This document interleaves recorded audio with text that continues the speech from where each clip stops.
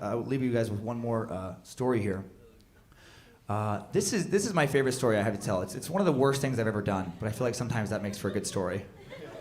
I feel like it has good elements of a story. It has, there's violence, possible upcoming murder, and a lot of silverware, which I think piques people's interest. This happened. This was the worst practical joke I did on somebody. I didn't know them, and they didn't know I was joking, so I don't know if you know if you could call it a practical joke. What happened was, it was the last semester I was going to be at the cafeteria when I was in college, and when you're done eating in this cafeteria at Gonzaga, you would put your trays on this machine, these rotating metal shelves that would take your trays back around into the dishwashing station.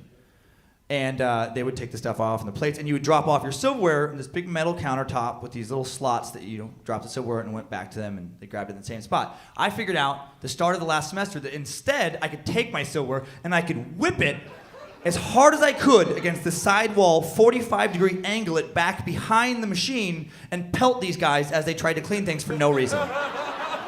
And I would never see them get hit because of the view obstruction, but I would throw it, it'd be like ting, shoot back, and like a millisecond later I'd hear ah, god damn it, and I'd feel victory rise up and swell my chest. And I'd have a little pep in my step, like I felt very important and powerful.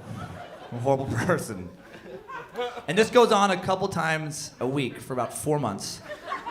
And that wasn't enough for me, apparently, because every few weeks I would get 3 friends, I would recruit them, and we would line up 4 across in front of the station into what we called full frontal assault mode. Like I was an important military strategist. And what we'd do is the 2 guys in the ends would be doing the whipping, angling things off the walls, and the middle guys would just throw silverware just as hard as they could down the chute so it bounced out the bottom and hit them from the front. So they're getting front, angle, side, like a blitzkrieg, nowhere to run, nowhere to hide, dude. You're getting pounded back there, okay? You're fighting an enemy that you don't understand why you're fighting or you don't know who they are. Neither do we. No one understands why it is. It's happening. It's fun.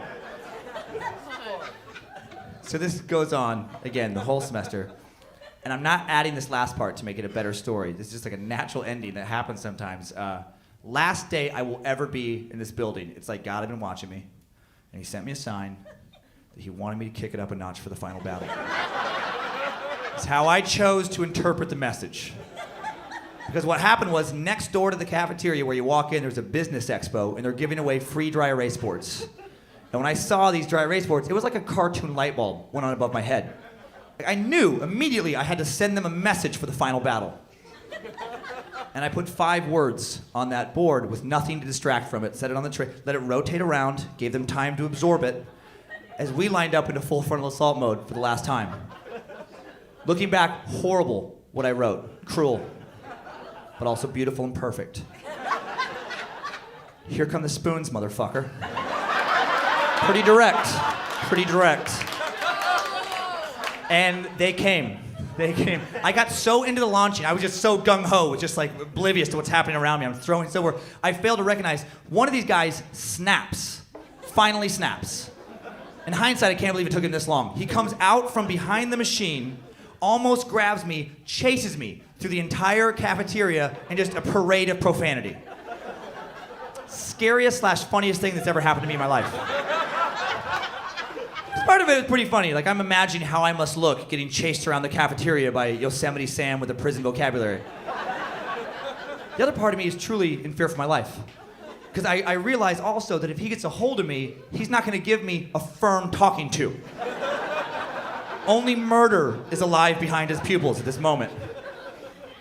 And it's been over 10 years since that happened, and I still think about him, and he has to still think about me.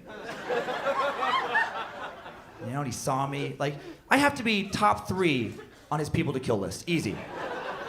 I tortured him for no reason for 4 months and then got him fired. I'm guessing. I don't know that. Pretty sure he was fired. I don't think you get to try and murder a student in a Catholic university cafeteria in front of 500 witnesses while yelling motherfucker 20 times. And then just be like, sorry about that. Forget it. I'm just gonna go back. I'm gonna wash some dishes if that's okay. Oh, yeah, don't worry about it, Terry. You're irreplaceable. Yeah, no, he was fired, clearly. So I made his shitty life shittier for no reason. And now I've dedicated my life to getting more, television exposure nationally, which just increases the chance that eventually he will find me. He will put it together and he will try and kill me. And you know what? I hope he does. Not anytime soon, but I hope in like 40 years ago, that'd be an awesome death. Like, we all have to die. Best you can hope for is to have a memorable death. Leave the world with a story, something legendary. That'd be incredible. If 40 years from now, I wake up to him standing above my bed, he's finally tracked me down. And the last words I hear on this earth are, "Here come the spoons, motherfucker."